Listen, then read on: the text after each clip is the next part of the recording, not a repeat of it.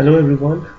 In the last video I talked about the concept of tree set and a slight introduction about the array list, okay, which actually belongs to the lists.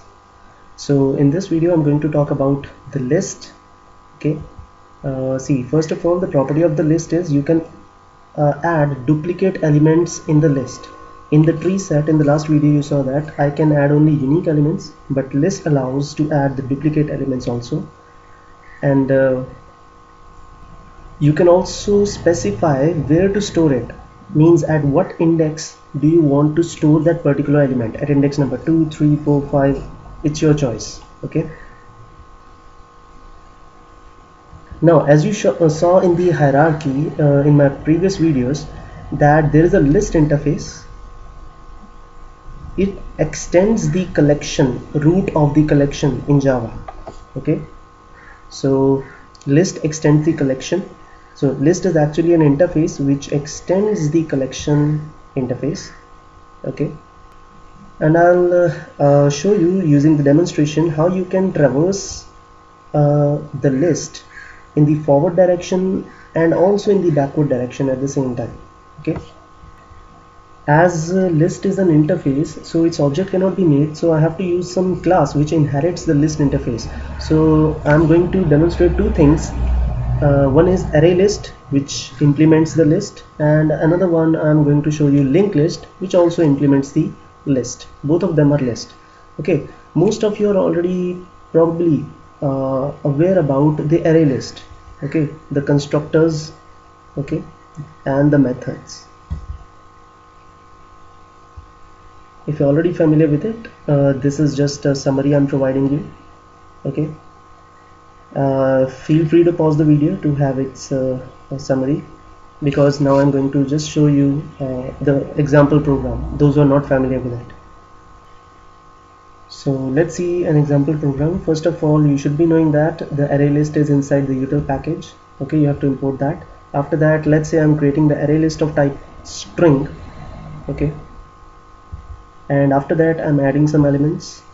You can see in this one I'm adding one country, then another country, then I am now making array list, another array list, obj2. First of all I created obj1, then I created obj2, second array list, and initially I use the default constructor. So default constructor, the size is, the size of the initial size of the array list is 10, but I can specify the initial size in the constructor here 5. That's why I made the second array list.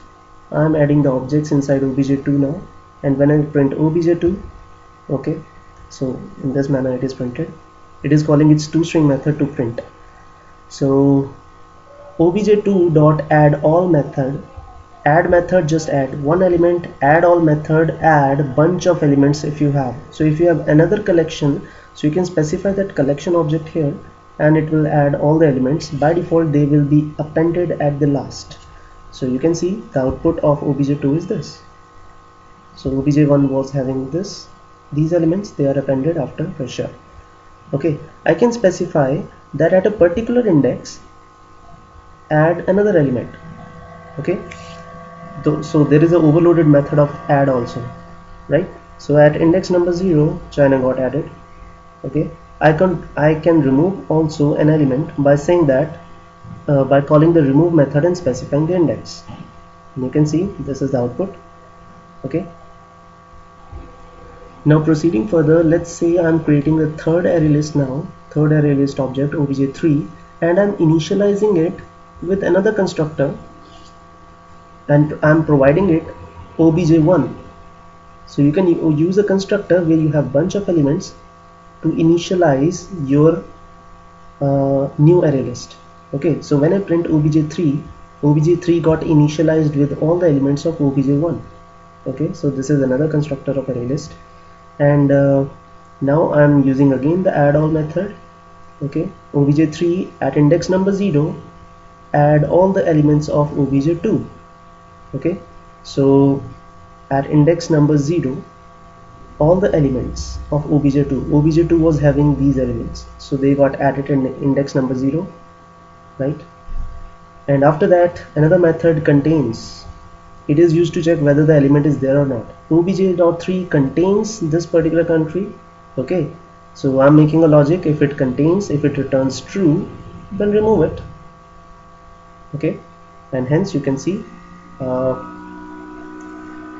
that there were two duplicate elements initially, and the first duplicate element got removed using the remove method. Okay, so it removes the first instance of the duplicate element, first instance of that element. It will not remove all the elements. So there were two Pakistan in this list, so only one Pakistan got removed. Okay, so after that, index of method is used to fetch at what index does my particular element lie. Index of India, so it returns 1, so it is at index number 1. Last index of, so it will start searching from this side, from the last side towards the from last index towards the first index. So the first element encountered, its index would be returned, and its index is 0, 1, 2, so it returns 2. Okay, so index of start searching towards this side, last index of start searching towards this side. Okay, it returns the first occurrence, index of the first occurrence. And then I can have a get method. Okay, obj3.get, it is used to fetch a value at a particular index. So I'm just specifying an index here. Okay, there is also a set method. Let me show you its syntax. Okay, so this is the syntax here. obj3.set at index number 0, set this value. So imagine that at a particular index I want to change a value. Okay, so you can specify the index using the set method and your new value. Okay, so this was not mentioned in this particular example, the set method. And then there is a size method. It returns the number of elements inside it. Clear method removes all the elements inside the list. Okay, then at the last there is a clone method. Okay, clone method is used to have the duplicate of the array list. Okay, so you have to typecast it into array list because it returns the object reference variable of the object. Okay, let me just do it for you. The clone method returns the reference of object which I have to downcast it to array list, and then I can assign it to obj4. So I just need to create a reference variable. So this is the demonstration of clone method. Okay, so you can execute your program and have a look how it works, but I guess most of you are already familiar with the array list, so I proceed further. Now let me tell you, there are 4 ways in which you can print the array list. So let's see this demonstration here. So I have created an array list of type string. I have already added the elements inside it. First is I can directly print the list object. Okay, this is the first method. Second method, using the for each loop I can print. So most of you might already be aware about first 2 methods. The third method is using the iterator. Okay, iterator. So I'll create, so the demonstration of iterator I've already given you previously also, so I'm using that here. List dot iterator, so it returns a sort of cursor or a pointer to you which you store it inside the iterator. So remember that the iterator has to be of same type as that of your array list type. Okay, so I'm making a iterator of type string. Okay, but you're calling it on the list. You're saying that list dot iterator. Okay, array list, return me the iterator. Okay, that got stored in the iterator reference variable. Okay, now I'm using a logic here. Itr dot has next. I'm first of all checking, do you have any next element to be read? If yes, if this condition goes true, okay, then fetch the next element and keep on printing it. See, this is the important point here. The next method returns the next element in the list after advancing the cursor position. Okay, so remember this fact. I'll tell you with the diagram also. This is the third method. So this while loop keeps on going and print all the elements. Okay, and the last, there is another iterator called list iterator, which is specifically used for iterating the list. The advantage of list iterator over iterator is that the iterator just moves in the forward direction, that's it. But with the list iterator, okay, you can proceed in the backward direction as well, okay, using the previous method also. So iterator does not have previous method, it only has next method. So list iterator also has previous method. So let me show you here this full syntax. So you can see here, first is I'm creating a list iterator. Instead of iterator, I'm just saying list iterator, and obviously I have to call the method not iterator. I have to call list dot list iterator. Okay, get me the list iterator, which you can store inside the list iterator reference variable. So I'm calling it lstitr, and the logic is same. Logic of this one and this one is same. I'm calling the next method, and again the next method advances the cursor position and returns the next element in the list. So same as the previous one. But now after finishing the for loop, the cursor is standing at the last element of the list. Okay, so I'm going to traverse to the backward direction now. So I'm using again lstr.has previous. First of all, I'm checking does it have the previous element, then lstr.previous. So with the previous method I can use in the backward direction also. Okay, so please notice this one. Previous method returns the element in the list where iterator cursor is currently standing, and then moves the cursor position backwards. Okay, first of all it returns the element wherever it is standing, and then it moves the cursor position backwards. So there is a contrast to this thing. Next method will fetch, will move to the next element and then fetches its value. But the previous method, what it does is it fetches the element where it currently is standing. Okay, it returns that value and then moves in the backward direction. So operation of both of the methods are somewhat different. Okay, so next method moves forward and then returns your element. Previous method returns the element where it is standing and then moves in the backward direction. This is how it is working. Okay, so let me just tell you how it is actually working. Have a look at this.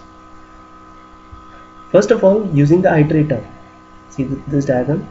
So if I say iterator itr is equal to list.iterator, okay, so initially you can assume that itr is standing at a position just before the first element. You can call it as null position, might be.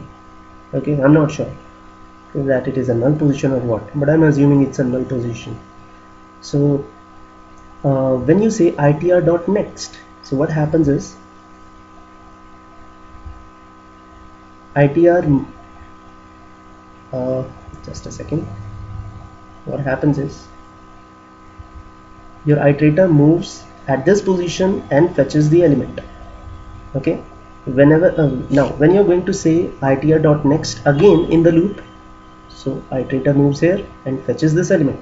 So whenever you say itr.next, it goes to this position and fetches the element, and so on and so on. Okay, fine. So this is how it fetches the element. But see, when I say list iterator only moves in the forward direction, right? But list iterator, if you it has two methods, next as well as previous.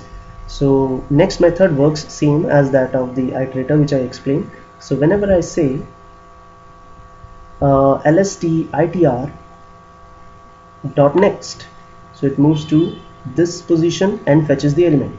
When I say lstr dot next, it moves to this position, fetches the element. When I say next again, moves to this position, fetches it.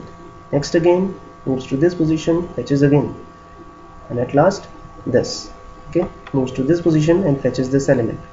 Okay, and after which your while loop quits. Okay, because the has next method says that okay, there is nothing further to be read. So when you say after that lstitr.previous, so now the previous is functioning of previous method is different. as I told you, previous method fetches this value, returns this value, and then moves your cursor in the backward direction. Okay, so when I say again lst itr.previous, it fetches this value, returns it, and then moves its cursor backward. When I say lstr.previous, it again fetches this value, returns it, and then moves its cursor backward. So this is the contrast to the next method. Next method says go to the next value, fetch it, go to the next value, fetch it. Previous method says fetch this value, return it, and then move backward. Fetch this, if I say previous again, fetch this value and move to the previous. So cursor moves in this way. So remember this fact. So overall, let me show you the output of my program now. You can see by printing just this one. Let me move around. This one. LST just prints in this way. If you just print the object. So using the for each loop, it is printing like this. Third one, this one, with the help of iterator. Okay, I moved in the forward direction and printed this. Now another method, list iterator. List iterator prints same as that of the iterator, but you can also have the functionality to move to the previous direction at any point. Okay, so when I traversed in the previous direction, so this list got traversed like KKR, then Kings 11, then SRH, then MI, then RCB. Okay, so you can see this. So overall, iterator just moves in the forward direction. List iterator moves in the forward as well as the backward direction. Okay, so remember that list iterator works only on the list. Okay, but the iterator can work on list as well as the tree set. Okay, now let's see the linked list. The first implementation of the list was array list. The second implementation of the list I'm showing you is the linked list. Okay, you're already familiar with the linked list here. It's an implementation of list interface, another implementation of list interface. And let's see, I have a default constructor, I have a parameterized constructor also. Parameterized constructor says that okay, if you have some collection of elements, let's say array list, provide it to me, I'll make the linked list of it. So this is the demonstration I'm going to show you. Okay, I will already be having an array list. I'll be providing array list to this constructor, and the linked list will be made. And there is a method called add first, add last. Add first will add the element at the first, add last will add the element at the last. Get first will fetch the first element, get last will fetch the last element, and there is remove first, remove last. So you can pretty much understand the methods. Okay, so overall it is add, fetch, and remove. So these are the three operations. Okay, let's see the demonstration. I have made the array list and added some elements inside it. Okay, after that I'm creating a linked list, and I say that linked list provide make the linked list of this list, this particular list. So I'm using the parameterized constructor. So linked list will fetch all the elements of the array list and make the list of it, make the linked list of it. So I can use the add method also. Okay, add method by default appends the element at the last. Okay, so apart from these elements, this India will also be added at the last in the linked list. So okay, let's use the iterator to print the array list. So the logic is same which I explained you earlier in the array list. Okay, so I don't think it needs to be explained. So iterator, so I'm just calling it on linked list. Linked list dot fetch me the iterator on the linked list. This is what I'm saying, and I'm storing it inside iterator reference variable, and I'm using it to fetch the next value. Okay, then you can use list iterator also. Okay, let me comment this so that it does not conflict here. You can use list iterator also, as I used in the linked list, array list, sorry. Okay, to traverse in the forward direction, and then I can proceed in the backward direction also. So line of code is perfectly same as I explained you in the array list. So let's see what's the output. Okay, so this is list iterator, okay, printing the elements in the forward direction, and this is the list iterator printing the elements in the backward direction.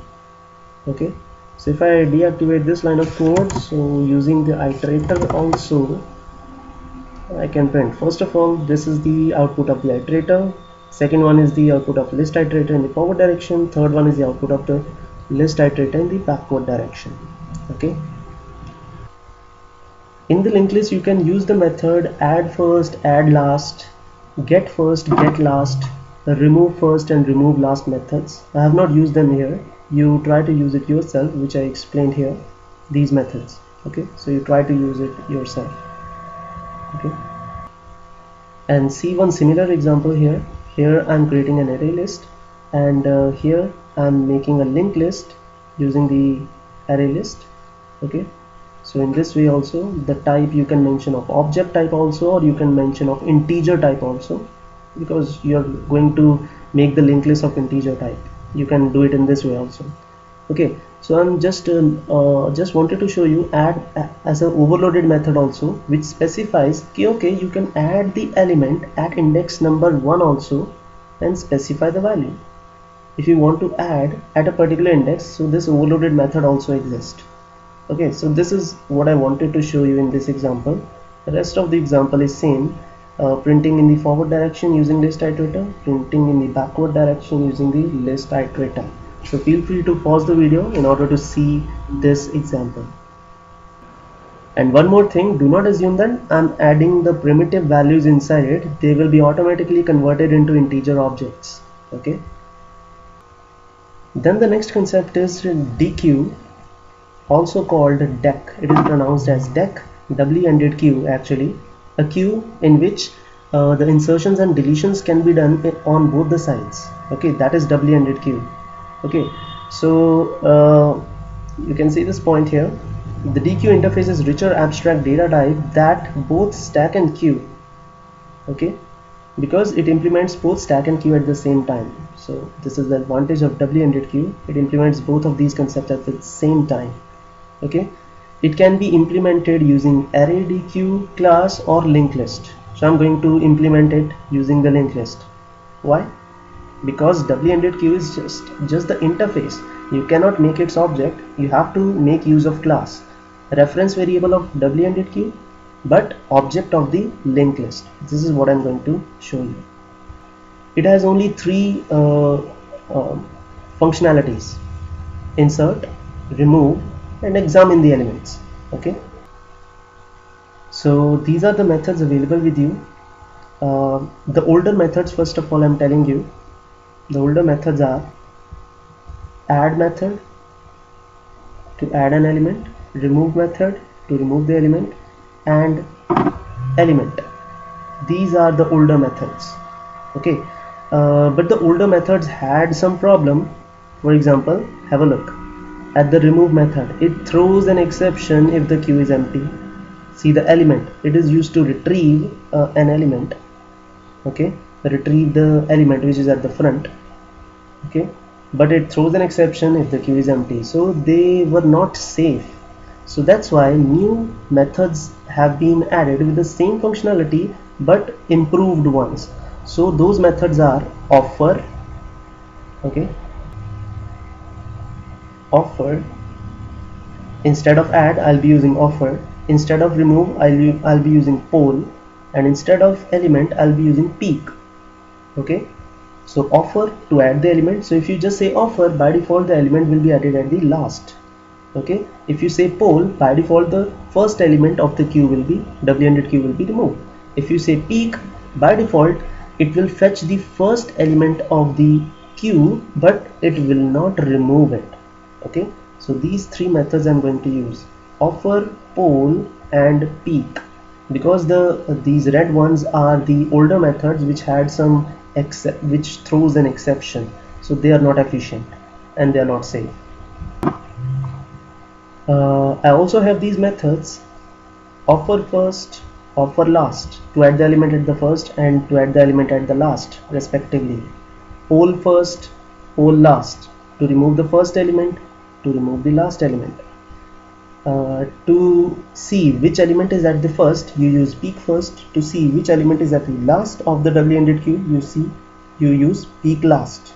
Okay, their corresponding older methods are also present: add first, add last, remove first, remove last, get first and get last. So we are not going to use that. You can use, but they are not safe. So we are going to use offer first, offer last, poll first, poll last. Okay, peek first, peek last uh, to apply the operations on the first and the last elements. Okay, so see this example. I'm making the doubly ended queue obj and I want to store string inside it of string type, but I cannot make its object. So object I have to make of linked list, object of linked list. So means through linked list I'm making a dequeue. Reference variable should be of doubly ended queue, but the object should be of linked list. So through linked list I'm implementing doubly ended queue. So I'm using offer to add the elements. So you can see I have added the elements using offer method, and when I print the doubly ended queue, so this is the list. Okay, and I can also use offer first to add the element at the first position, offer last to add the element at the last position. So you can see the elements have been added at the first and last position accordingly. I can use poll. By default the first element is going to be removed. So see this element got removed in the output. And when I say poll first, poll and poll first have the same functionality. So after that RCB got removed. Okay, I also said poll last and RR got removed, hence the output is this. Okay, and I can also fetch the element without removing it. I can say peek and peek first will obviously fetch me this element without removing it. They have same functionality. Peek last will fetch me the last element, and when I say just obj, it will print all the list. Okay, so this is how you will implement doubly ended queue using linked list. Okay, so the next topic is map. It is actually an interface. Its object cannot be made, and hence I'll be implementing this map concept using the hash map actually. So it is sort of a hashing concept here. It optimizes search. It has a complexity of big O of 1. So if you are aware about the data structures, okay, so this is the fastest method for manipulating the data. Big O of 1 is the complexity. Here are the two things: key value pair. Okay, so keys are like indexes. You mention the key, and corresponding to the key, its value will be stored into the memory. Okay, the map cannot contain duplicate elements, just like a tree set. Tree set and map do not have duplicate elements. Okay, so you can see from this diagram also, you have to specify two things while making an object. Specify the key value and specify the key, okay, which will act as the index, and specify the value also. Value means the actual data. Okay, so key value pair you have to specify here. Key means the unique value, the unique thing with the help of which you are going to search your data, and the value is your actual data here. Okay, remember that each key maps to just one value at a time. Okay, if you specify the same key but mention different values in different instructions, so the value at that particular key will be overwritten. Okay, the important points about the hash map are: it contains values based on the key, means based on the key you're going to store the value. It contains unique elements only. You can have one null key also. You can store a null also inside the key, only one null. But you can, for multiple keys, you can have null values also. Okay, and it maintains no order. This point is important. When you're going to print the hash map, it prints the key value pair in random order. Okay, not in any order. You cannot even sort the hash map. Okay, So let's see a small example here. So you're creating a hash map. It's written here map. Okay, fine. You can take the reference variable of map, but you can write here hash map. First you specify what kind of key do you want. Here I want key of type string and I want value of type integer. Specify their data types. Okay, like here I want key of type string and the data of type integer. Accordingly, the method I'm going to use is put method, not the add method. Hashmap.put. Put is used to add the elements, specify the key and specify the value.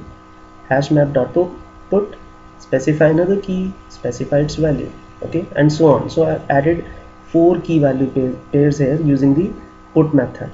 So when I print the hash map, by printing the hash map as it is, so you can see the elements key value pair are in random order. Okay, so when you execute your own program, the order will be different than this output. The hash map do not store the order of the values. So every time you are going to print the hash map, every time you will see different outputs. Okay, let's see the last example where I have demonstrated some important methods for you. So in this case now I am implementing hash map where the key will be an integer and the value will be a string. Key will be integer, value will be of type string. So specify the key value using the put method. So I have entered some data here. So let's see some important methods. Entry set. Entry set will return all the key value pairs in some random order. Key set. Key set will only print me the keys inside the hash map, only the keys. Values method will print only the values in the hash map, not the keys. Okay, when you print just the object, it will print everything, key value pair. So entry set as well as printing the object are about the same. If you want to remove an element, use the method remove and specify the key. Okay, so that particular record will be removed. So you can see that this particular record got removed and this is your output. Okay, further let's see that if you want to find out whether a particular key is there, you specify this index obj.contains key, specify the key here. Does it contain key 32? If yes, if the answer turns out to be true, then fetch its value. So this is how you fetch the value using the get method. Using the put method, you enter the data using the key value pair. Using the get method, you specify how to fetch the value. Get method is used to fetch the value corresponding to this particular key. Okay, so remember this fact. So again I'm just using a logic obj.contains value. So based on the value also I can search, based on the key I can search, based on the value also I can search. If obj.contains value this, okay, then just do something. I'm just printing here. Then again some logic I'm using obj.contains key 32, then I want to change its value. So I again use put method but use the same key. Remember that if I use the same key with different value, the value will be overwritten. Okay, so if obj.contains key 32, then put 32 and Amit, so the value got changed, so my record got changed here. Okay, so put method is used to add another value, another record, but with the put method also you can alter the existing record. Okay, in order to alter the existing record, you have to specify the existing key. Okay, because key maps to a unique value. And then there is a size method. It returns how many records are there in the hash map, how many key value pairs, how many records actually. Clear method is used to clear the hash map, just like array list. And isEmpty method is used to find out whether the hash is empty or not. So in this case it is empty because I just performed the clear method. So overall this is the demonstration of hash map. Okay, so execute the program yourself, and I hope you like this video and the demonstration. Okay, bye.